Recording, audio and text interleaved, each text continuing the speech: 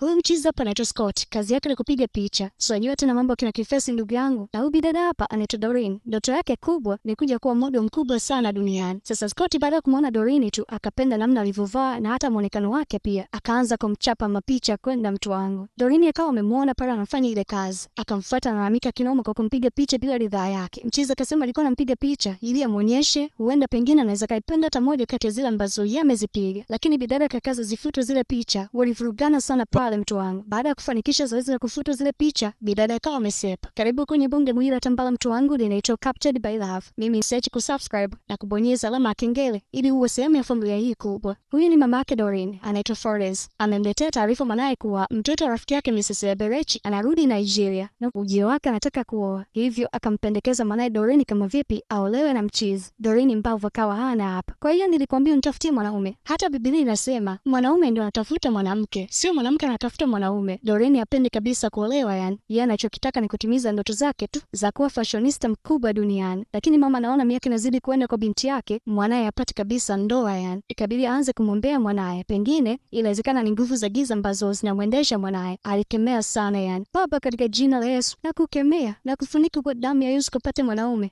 Mawazo yako yote kapata kuondoka tena. Ukayaacha hayo mawazo na uolewe tena. Licha ya maombi yote yale, lakini Doreen alikuwa anacheka tu mtu wangu. Utolewa kwa jina la Yesu nakwambia wewe. Mama akawa amesepa pale. Huyu bidada hapa ni designer wa Doreen. Leo amekuja kumtambulisha mpiga picha rasmi wa Doreen. Lakini hawa uliwahi kuonana kabla. Sasa Doreen ikamvuta pembeni kwanza designer wake ili ajue mchizi anafuata nini hapa. Akaambiwa kuwa huyu ni mpiga picha mzuri sana na hivyo atakuwa anampiga picha mara kwa mara. Kuanzia leo atakuwa anampiga picha zake zote yani.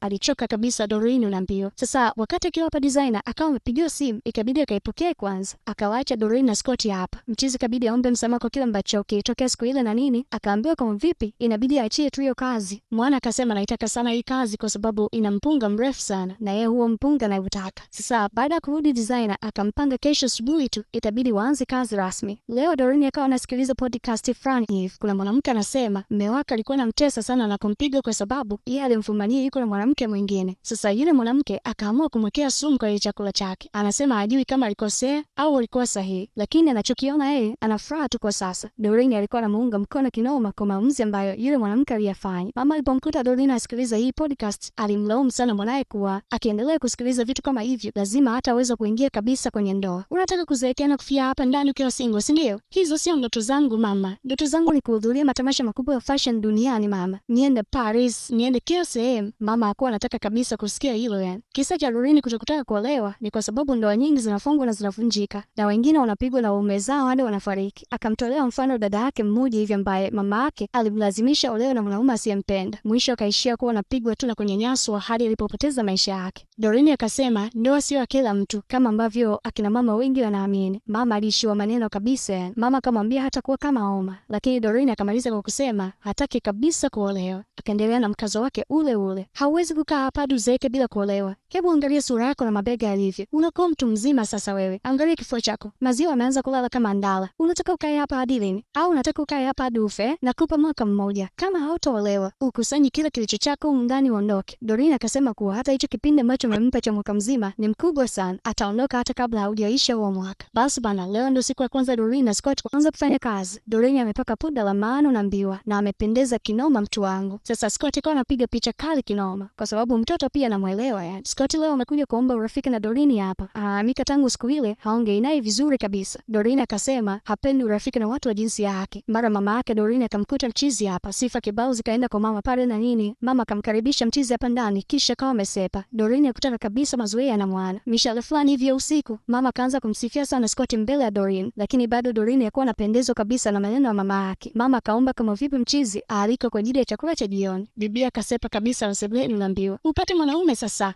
Leo unaletewa jukumu mimi hapa. Naongea na wewe unakimbia, si ndio? Sasa leo Doreen kuna mahali anaenda. Kaagiza usafiri akawa anamuelekeza dereva pale kwa kumfokea kinyama. Dereva kaona hili ni tatizo sasa. Akamwandikia ujumbe kuwa hawezi kumsafirisha abiria mkorofi kama yeye. Ikabidi Doreen aagize usafiri usafiri mwingine tu pale. Mara akawa amepigiwa simu ya kazi hapa na nini, akawaambia kuwa kuna mahali anaenda, akirudi tu atawakuta nyumbani na kazi endelee. Basi bana, walimsubiri kinoma Doreen hapa. Mwisho akawa amefika. Haraka haraka ikabidi akabadili nguo na nini ili aje kupiga picha. Sasa nguo ambazo alikuwa amevaa zikazidi kumchanganya kinoma Scott. Mchiza anampenda kinoma Doreen, lakini ajua na malizaji hili jambo. Si unajua tena ugumu wa mtongozo mtu wangu. Picha zikapigwa sana pale. Baada ya muda kupita, Mchiza akataka kujua nini ambacho kimemsibu bibie, lakini hakujibiwa kitu. Akasema anachokitaka kwa sasa ni urafiki tu kutoka kwa bibie. Lakini bibie akamwambia labda huo urafiki ataukubali mwakani. Mchiza akasema nitasubiri. Doreen akasema haitakuja kutokea hiyo. Mwisho Mchiza akasema atapambana hadi apate huo urafiki.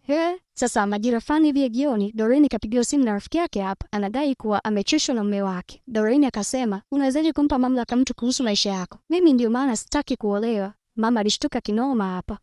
Doreen akamshauri rafiki yake kuwa aachane na huyo mwanaume ili apambane kivyake. Mama alikuwa anasikiliza tu kila kitu yani. Ikabidi mama aichukue ile simu ili azungumze na rafiki yake. Akamwambia kuwa anapaswa kujua ndoa ni zaidi ya mahusiano. Akamwambia hapaswi kabisa kumsikiliza Doreen kwa sababu hajawahi hata kuwa na mahusiano tu. Na atamshauri nini kuhusu ndoa sasa? Mama akamwambia kuwa ndoa ni uvumilivu, kuvumiliana pamoja na upendo. Kila kitu kitakuwa sawa tu. Unamshauri awe single kama wewe? Doreen akaendelea kusisitiza kuwa hawezi kumtegemea mwanaume amfanyie kila kitu. Kama hutaki kuolewa acha. Utafaidika na nini sasa na hiyo ndoa mama?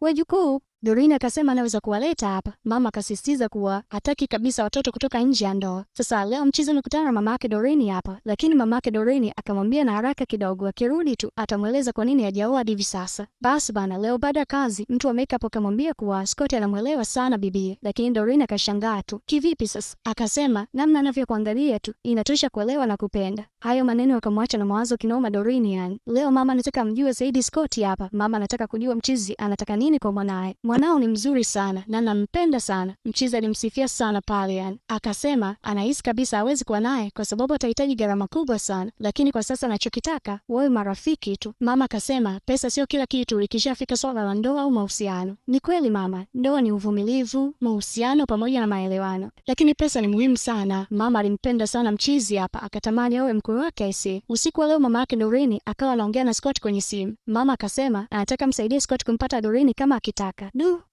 Yaani mama mkwe anamsaidia Mchizi kumpata binti yake. Ni noma sana hii mtu wangu. Mpango wa kwanza aliopewa na mama mkwe ukawa umefeli mtu wangu. Kwani wewe hauna mashahidi ya kumwambia au? Mchizi kawa kimya. Mama akasema hakuna kitu ambacho kimeharibika. Unaijua Fresh Bar? Ndiyo, ikabidi bi mkubwa ampe mpango mwingine tena. Bi mkubwa anataka Doreen aolewe tu maana umri wake tayari umeshaenda sasa. Basi bana, Doreen amekuja na rafiki yake hapa Fresh Bar. Alipomwona Scott tu akataka kusepa. Mchizi aliposogea tu pale watu wakawa wamesepa. Jaribio jingine likawa limefeli kwa Mchizi. Leo tena mama mkwe akampa kodi zingine Scott. Kama mwanamke akikwambia hapana, anataka uongeze juhudi za kupambana. Kisha akampa mpango mwingine wa kufanya, lakini mara hii alimwambia nunue zawadi ya mdoli. Lakini mwana kawa hana pesa. Mama akaona isiyo kesi, akamtumia mwana pesa kwenye simu yake.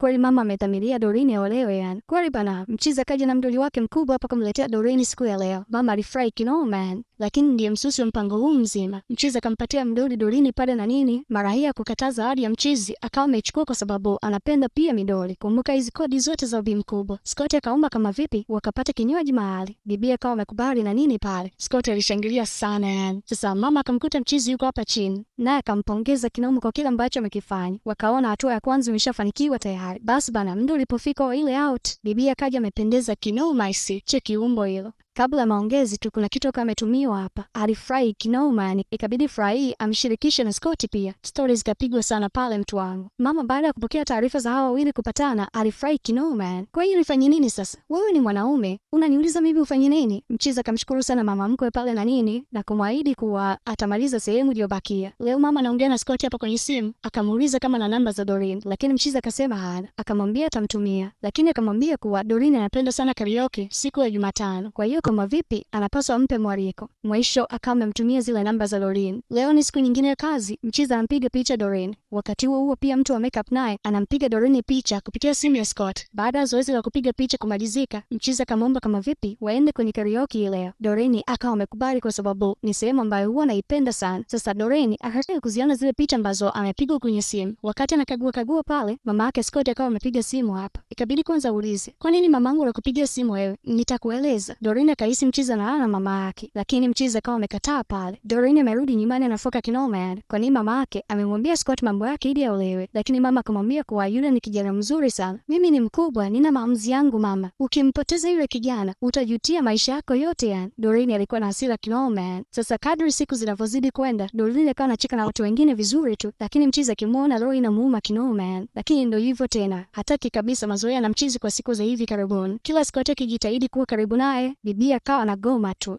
Atafanya nini sasa mwanetu? Hata kija nyumbani akigonga tu, Doreen akifungua kijua ni mwana tu, anafunga mlango na nini. Inauma kishenzi yani. Simu za mwana zikawa zinapishana tu, lakini bibi hakuwa anaziokota kabisa. Hataki kuongea na Mchizi kabisa kwa sasa. Doreen leo anasema kipindi ambacho alianza kumpenda Scott ndio kipindi ambacho alijua mama yake ameshiriki kwenye hili. Akahisi amesalitiwa kabisa. Rafiki yake akasema ndoa ina vitu vingi sana. Mimi sitaki kabisa kuolewa. Kwa namna ninavyoziona ndoa za watu. Hapana kwa kweli ese. Rafiki yake akasema hapaswi kabisa kutazama ndoa za watu kama mfano, bali anapaswa kuangalia mambo yake binafsi. Na vipi kama ikiwa huyo ndio mwanaume ambaye umeandaliwa, halafu ukaona mkataa? Doreen akaishiwa maneno kabisa. Chembe za mapenzi zipo ndani yako na mbio. Mchizi leo amekuja kuomba msamaha juu ya kile ambacho kilitokea siku ile. Akajieleza sana pale. Mwisho bibie akakubali kuanzisha urafiki na Scott. Mama alishangilia kinoma. Alipofika toka kauliza, "Ndoa ni lini kwani?" Wote wakawa wameshangaa. "Mama, hebu share na sisi sehemu ndogo ya mapenzi yako, namna ambavyo ulimpata mpenzi wako na nani ambaye alikusaidia kumpata huyo ambaye upo naye kwa sasa hivi." Tuandikie hapo chini kwenye uwanja wa message. Asante kwa kulitazama tambala hili mtu wangu, linaitwa Captured by Love. Bila kusubscribe na kubonyeza alama kengele ili uwe sehemu ya familia hii kubwa.